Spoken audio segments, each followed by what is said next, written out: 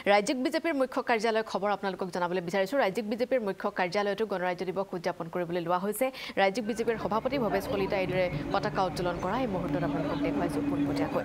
প্ৰধানমন্ত্ৰীৰ নেতৃত্বত দেশ আজি প্ৰগতিৰ দিশত আন্তঃৰাষ্ট্ৰীয় পৰ্যায়ত ভাৰতে আজি স্থান পাবলৈ সক্ষম হৈছে। পতাকা উত্তোলনৰ পাছতে এইদৰে মন্তব্য কৰিছে ৰাজ্যিক বিজেপিৰ সভাপতি ভৱেশ কলিতাই।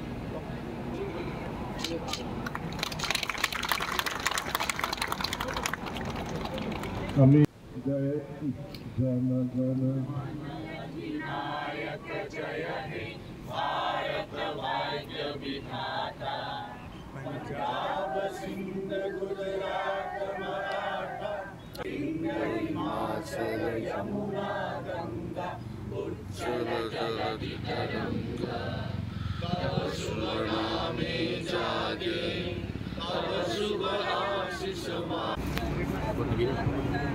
যে আমাৰ জাতীয় নিশান এই তিৰংগাৰ পতাকাৰ তলত সমবেত হৈছোঁ। আমি পণ কৰিছোঁ এই দেশখনক আমি সৰ্বদিশত আগবঢ়াই নিব লাগিব।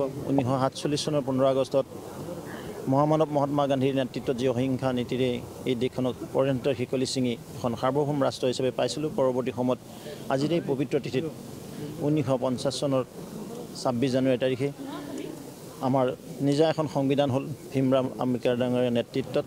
আৰু এই গণৰাজ্য দিৱসৰ আজি ৭৫তম আমি অমৃতকাল পাইছোঁ।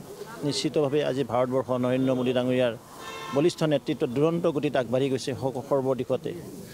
বিজ্ঞান প্ৰযুক্তি, আমাৰ কূটনীতি, আমাৰ বৈদেশিক নীতি, আমাৰ যি ভাৰতবৰ্ষখন ৰাষ্ট্ৰীয় নহয় সৰ্বভাৰতীয় নহয় আন্তঃৰাষ্ট্ৰীয় পৰ্যায়ত আজি আমাৰ এক শক্তিত হিচাপে ৰূপান্তৰ হৈছে। তেনে ক্ষেত্ৰত আমি সকলোৱে পণ কৰিব লাগিব। এইখন আমাৰ ৰাষ্ট্ৰ, এই ৰাষ্ট্ৰক আমি সৰ্বদিশতে আগবঢ়াই নিব লাগিব। ইয়াৰ যি স্বাভিমান আমি বৃদ্ধি কৰিব লাগিব। আজি সকলো আমি সমবেত হৈছোঁ এই তিৰংগা পতাকাৰ তলত।